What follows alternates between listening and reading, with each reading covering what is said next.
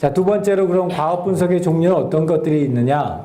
아까 오버뷰에서도 얘기했지만 추상화 정도, 그러니까 얼마나 구체적으로 우리가 분석하느냐에 따라서 가장 자세하게 분석하는 방법들이 이런 방법들이에요. 그리고 가장 추상적으로 분석하는 방법이 이런 방법들이고, 그 다음에 우리는 요 정도 수준에서 과학 분석을 갖다가 진행을 하려고 해요. 그래서 이제 제일 먼저 그 가장 그 정밀한 과학 분석은 이 Hierarchical Task Analysis라고, 이건 굉장히 오래된 과학 분석 방법인데, 주로 어떨 때 많이 쓰냐면은 프로그램 분석할 때, 프로그램 짜기 전에 로직 잡을 때, 그럴 때 이 Hierarchical Task Analysis를 해요. 그래가지고 이걸 가지고서 아주 정밀하게 각각의 스텝별로 나누고, 그 다음에 걔네들의 그 각각의 논리적인 구조를 잡으려고 할 때, 그럴 때 많이 써요.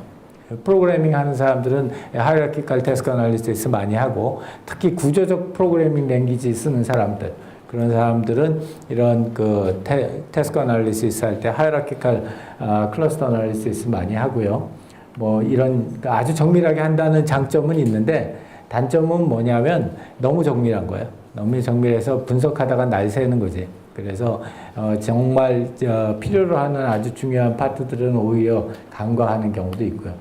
비슷한 레벨에서 이 지식기반 분석법이라는 knowledge base 분석법이라는 게 있는데, 어떻게 생각하면 되냐면 앞에 있는 하이라키칼한 태스크 분석은 동적인 면을 파악하고, 이 knowledge base 분석법은 정적인 구조를 파악하는 방법으로도 많이 해요. 그래서 이제 이런 건 주로 어디서 많이 쓰냐면 DB 구조 잡을 때, 데이터베이스 구축할 때, 특히 이제 릴레이셔널 데이터베이스나 object oriented 데이터베이스나 이런 데이터베이스 구축할 때 많이 쓰여요. 그래서 이것도 역시 매우 구체적이고 정밀한데, 우리처럼 이렇게 사용자의 행동을 분석할 때는 좀 지나치게 정밀한 감이 없지 않고, 그래서 특수한 경우가 아니면은 별로 사용자 분석에 이렇게 많이 사용하지는 않아요. 과거에는 이 두 가지 분석 방법이 사용자 분석에서, 과학 분석에서 제일 대표적으로 쓰는 분석 방법들이었어요. 요새는 그렇게 많이 쓰지는 않고요.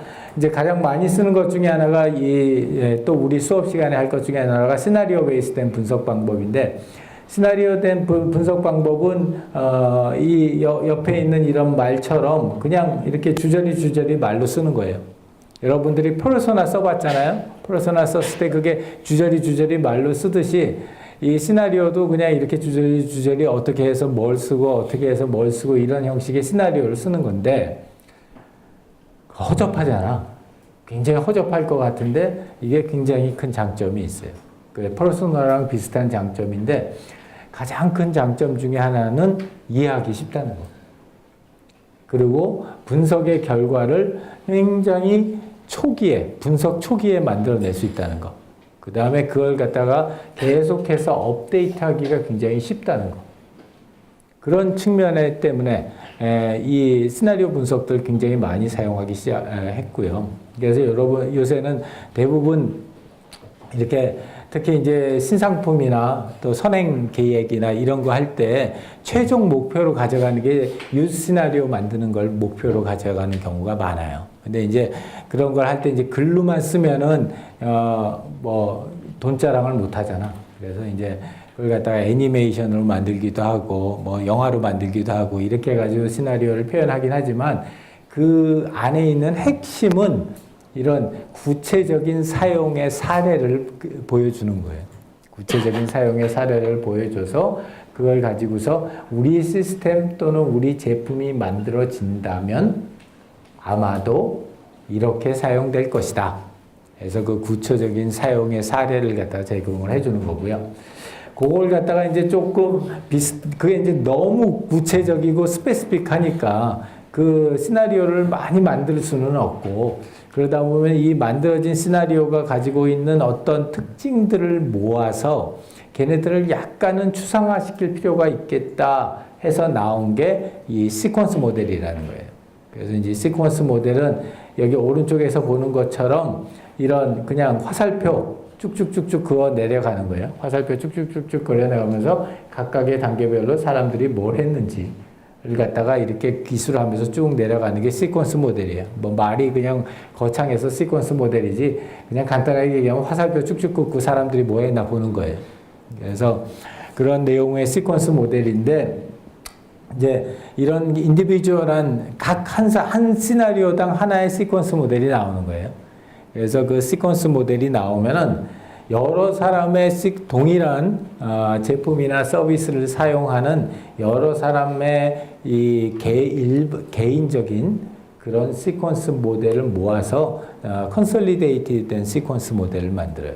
그러면 이제 이게 추상화 시켜서 시나리오서부터 시퀀스 모델까지가 추상화된 그런 그 레벨에서 추상화되는 결과를 가지고 보는 거고요. 이 직업분석법이라는 거는 한 사람이 하루나 한 달을 뭘 하면서 보냈나? 이건 사람 중심으로 그 사람의 데일리 워크이나 monthly 워크를 갖다가 이렇게 분석을 하는 거예요. 그러니까 앞에 있는 이 우리 hierarchical task analysis나 또는 시나리오 분석보다는 훨씬 더 좀 광범위하지. 그리고 그 내용 자체도 매우 추상적이기가 쉽고요. 그래서 그런 측면에서 좋기는 하지만 너무 추상적이어서 이런 제품이나 서비스 개발하는데 직접적으로 사용하기에는 조금 아쉬운 점이 없지 않아 있고, 그 다음에 요거랑 또 비슷한 걸로 workflow analysis라고 있어요. 작업 프로 분석 방법. 그래서 이제 여러분들이 이제 컨설팅 펌에 간다 그러면 많이 써요. 워크플로우를 갖다 분석한다 하는 건데, 이제 이거는 어떤 하나의 일이 있었을 때 그게 전반적으로 누가 어디서 어떤 일을 해가지고 이게 전체적으로 일이 만들어지는가 하는 것들을 갖다 분석할 때 주로 많이 쓰는 방법들이에요. 과거에 꽤 썼었어요. 특히 어디서 썼었냐면은 이 컨설팅 할 때, 그런 거 할 때 비즈니스 프로세스 리엔지니어링이라고 BPR이라고 또는 토탈 퀄리티 매니지먼트 TQM이라고 하는 이런 분석 방법들 쓸 때 사람들이 실제로 어떻게 코디네이트 해가지고 어떤 작업을 마무리하는가 이런 걸 분석할 필요가 있었고, 그래서 그런 경우를 할 때 이런 분석 방법들을 갖다 많이 썼어요. 그래서 이제 총 6가지 분석 방법들이 있는데, 그 6가지 분석 방법들 중에서 우리 수업에서는 아까도 얘기했지만 중간 단계 있는 그 시나리오하고 또 시퀀스 모델 이런 것들을 갖다 중심으로 해가지고 과업 분석을 갖다가 진행을 하려고 하고요. 이런 그 방법은 크게 3가지로 나눠져요. 첫 번째가 contextual inquiry, 아까도 얘기했지만 contextual inquiry도 아마 여러분들이 특히 이제 컨설팅 하거나 또는 에이전시에 있거나 또는 기업에서 신제품 기획 같은 거 할 때 아주 많이 쓰는 그런, 최근 들어서 굉장히 많이 쓰는 기법이에요. CI 이렇게 해가지고 많이 약자로 얘기들도 많이 하고 하는 방법이고요. 뭐 대단한 건 없는데 무지하게 대단한 거 많은 것처럼 광고하는 그런 방법 중에 하나예요. 근데 이런 게 왜 어렵냐면 말은 되게 쉬워요. 말은 되게 쉬운데 이걸 잘하기가 참 어려워. 잘하기가 어렵고 또 이걸 잘하려면은 상당히 많은 경험이 있어야 돼. 꼭 프로그래밍 같아요. 그래서 교과서 보고서 프로그램 어떻게 돌아가는가 이거 하는 거는 쉬운데 실제로 자기가 좋은 프로그램 짜려면 어렵잖아. 근데 그거랑 마찬가지로 이 컨텍스처럴 인콰이리도 쭉 들어보면 그게 그거 같은데 별거 없는 것 같은데 실제로 하려고 그러면 꽤 어려워서 꼭 실습을 해보는 게 굉장히 중요하고 실제 경험해보는 게 굉장히 중요해요. 그리고 2번째가 이제 시나리오 만드는 거, 실제 사용 시나리오를 만드는 거고, 3번째는 그런 만들어진 사용 시나리오를 베이스로 해서 추상화시켜서 시퀀스 모델을 만드는 요 3단계입니다. 그 3단계 각각에 대해서 이제 우리가 간단하게 한번 살펴보려고 그래요. 그 중에서 첫 번째가 이제 맥락 직문법 또는 contextual inquiry라는 거예요.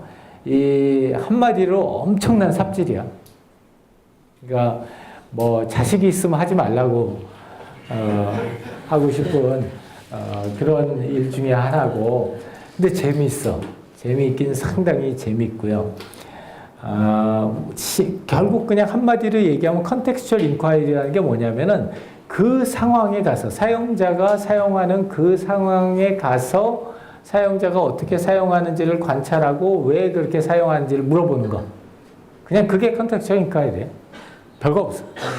그냥 그건데 이제 예를 들어서 그래서 아까 아반떼다. 그러면은 아반떼를 운전하는 운전자 옆에 가서 아반떼를 직접 하라고 하고 그 옆에 앉아서 이렇게 관찰하면서 왜 사람들이 저기에서 저렇게 움직일까? 왜 저기서 저런 그 행동을 할까? 지금 어떤 생각을 하고 있을까? 이런 것들을 물어보는 그런 기법이에요. 그래서 특히 이제 최근 들어서 UX가 중요해지면서 많이 부상하는 기법으로서 이 컨텍스추얼 인콰이리가 인기를 끌고 있는 이유 중에 하나는 우리가 첫 번째 시간에도 얘기했지만 익스피리언스라고 하는 건 굉장히 컨텍스트를 많이 타. 어떤 컨텍스트냐, 어떤 사용 환경에서 얘를 사용하느냐에 따라서 동일한 제품도 굉장히 다른 경험을 우리한테 줄 수 있기 때문에 그래서 컨텍스트가 굉장히 중요하고 그런 중요한 이유 때문에 그 컨텍스트 내에서 실제로 어떻게 분석하고 그 데이터를 어떻게 처리하느냐 하는 걸 다루는 이 컨텍스추얼 인콰이리가 중요해지기 시작을 한 거예요. 그래서 상당히 많이 하고요. 우리 연구실에서는 이 컨텍스추얼 인콰이리를 갖다 굉장히 많이 사용했었어요. 최근에는 별로 많이 안 하는데 그러고 봤더니 최근에 안 하네요. 빨리 많이 좀 시켜야 되는데. 그래서 최근에는 안 하지만 이제 앞으로 많이 할 것 같고.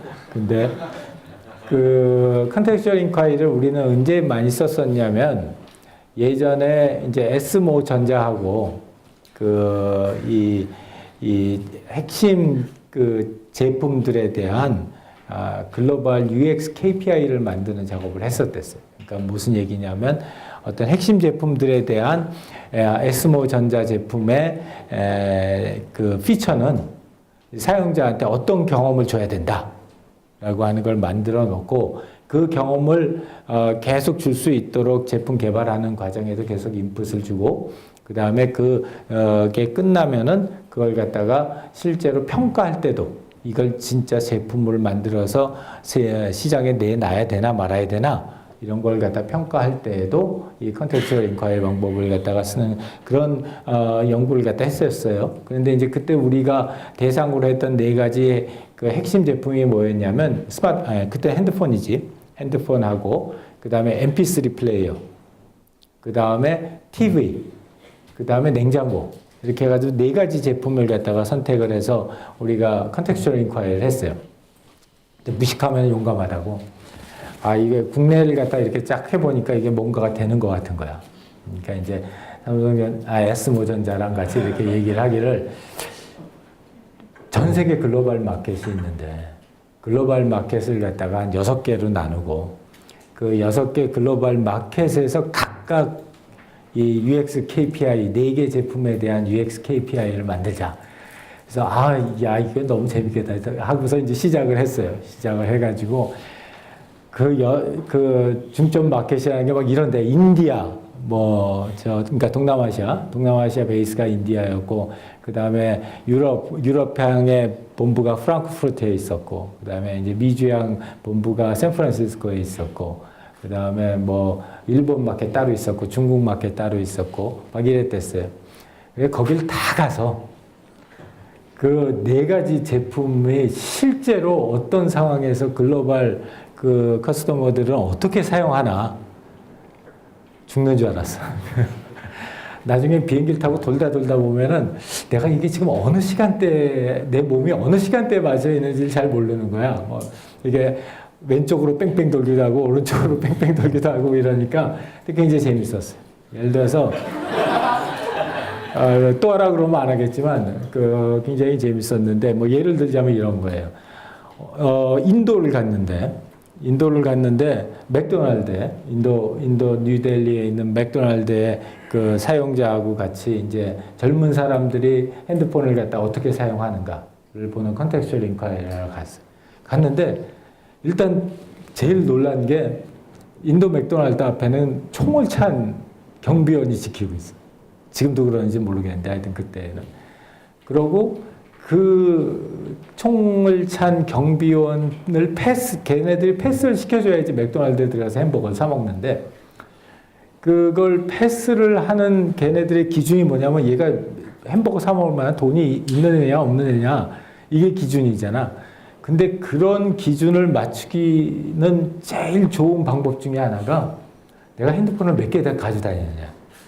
그래서 걔네들 보면 이렇게 뒷주머니에 핸드폰을 갖다 하나씩 끼고 다녀요. 2개씩. 양쪽에 주머니에.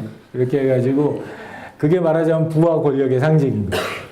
그런 경우도 있었고, 그 인도에 참 재밌는, 인도는 굉장히 특이한 나라였댔어요. 그래서 거기에 한 2달을 갔다 있었었는데, 아주 고생대로 하고, 하여튼, 그렇지만 굉장히 좋은 인생의 경험을 많이 했고, 그때 한 사진을 내가 한 10,000점 넘게 찍었거든. 그래서 이제 이거 학교 그만두면 저 사진 발표회를 하려고 지금 그걸 가지고 있는데, 그랬었고, 예를 들어서 뭐 독일에 가서 MP3 플레이어 할 때 그 또 굉장히 특이한 상황, 거기 가서 안 봤으면 모를 거, 이러한 상황들 참 많았었고요.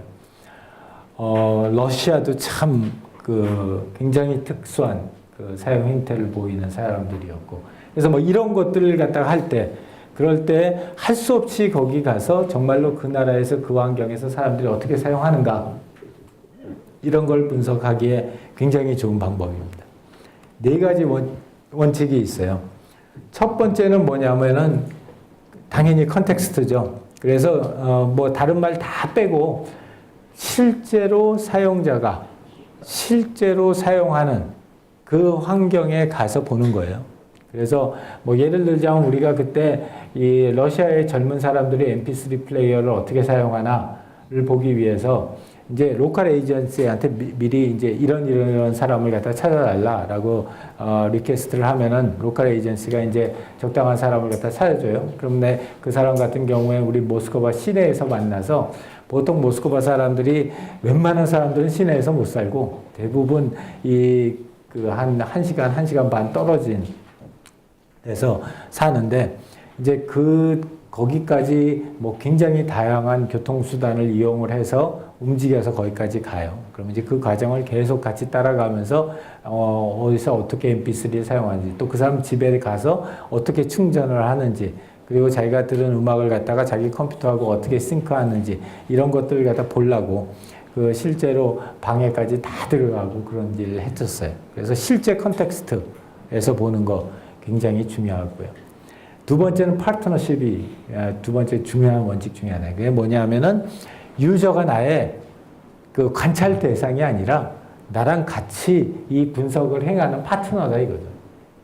그래서 디스가이스하는 것도 없고, 그리고 솔직하게 우리 그 제품의 대상이 되는 제품이 뭐고, 우리가 어떤 데이터를 받았으면 하고, 또 그걸 갖다가 우리한테 굉장히 중요한 그런 데이터다라는 걸 갖다가 얘기를 해주는 거.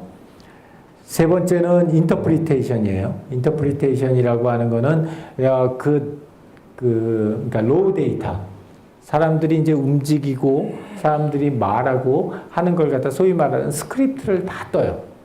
이제 그 스크립트를 다 떠서 그게 로우 데이터가 되는데, 그 로우 데이터로부터 시작해서 사람들이 왜 그렇게 행동했고, 그 다음에 그런 걸 통해 가지고 실제로 사람들이 어떤 결과적으로 어떤 행동을 했는지, 이거에 대한 그 디테일한 분석을 해요. 그리고 그런 분석 결과를 갖다가 정리해서 사용자하고 먼저 나눈다고. 우리는 네가 이런 행동을 했는데 그 행동을 한 게 아마도 이런 이유 때문에 이렇게 한 것 같다. 우리 생각은 이런데 네 생각은 어떠니? 이렇게 해가지고 실제로 하고요. 그 다음에 네 번째가 포커스예요. 컨텍스추얼 인콰이리, 실제 환경에 나가서 이런 분석을 하다 보면 삼천포로 빠지는 경우가 굉장히 많아. 그렇기 때문에 이제 실제 우리가 분석하려고 하는 포커스가 뭐고, 왜 우리가 거기에 관심 있어 하는지, 이러한 것들이 항상 중요한 그 원칙으로 작용할 수 있게 그렇게 진행을 해야 된다는 거예요. 그래서 이런 컨텍스추얼 인콰이리 4가지 원칙에 따라서 컨텍스추얼 인콰이리 책 한번 여러분 아마존에서 이렇게 두들겨 보면은 몇십 권이 나올 거예요. 이렇게 두꺼워요. 뭐 아주 간단한 컨텍스츄얼 인콰이리 그런 것도 한 이만큼 두꺼워. 그래서 뭐 굉장히 많은데 기본적인 이 원칙들만 가지고 있으면은 나머지는 거의 스킬이나 또는 이런 다큐멘테이션 이런 류의 얘기들이 많은 거예요. 그래서 이제 그런 거는 시간 날 때 한번 보면 되는데 일단 자료 수집 계획하는 단계에 이렇게 쭉 여러 단계가 있어요. 이 단계 뭐 읽어보면은 알 수 있는 아주 자명한 단계들이고 그거에 따라서 인터뷰 대상자를 갖다가 선정을 갖다가 하고 그 다음에 어떤 상황에서 어떻게 인터뷰를 하고 무슨 질문을 할 거다라는 걸 갖다가 만들고요. 그 다음에 그 이제 컨텍스츄얼 인콰이리 나가기 전에 여러 가지 필요한 준비물들.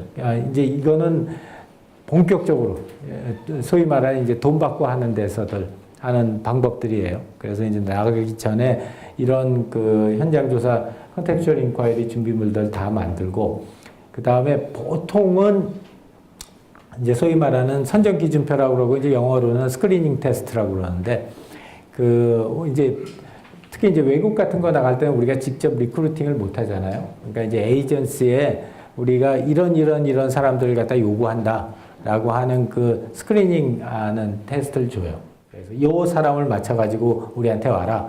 그래서 이제 처음 인터뷰 진행하기 전에 이 사람이 그 우리 퀄리피케이션을 맞췄는가 못 맞췄는가 보고 못 맞췄으면 아예 안 진행해요. 아예 안 진행하고 거기서 이제 다시 그만두라고 그러고 우리 에이전시한테 클레임을 하죠. 그 다음에 소개 글 같은 거 미리 보내고 참가 동의서도 미리 보내고 사전 및 사후 설문지도 만들고 그 다음에 뭐 비밀보장 각서 같은 경우에도 자세하게 만들어서 이 내용을 갖다 진행을 하고 이런 것들은 우리나라에서도 요새는 상당히 포멀하게들 진행들을 해요. 아마 여러분들도 경험 있는 사람들은 있을 거고.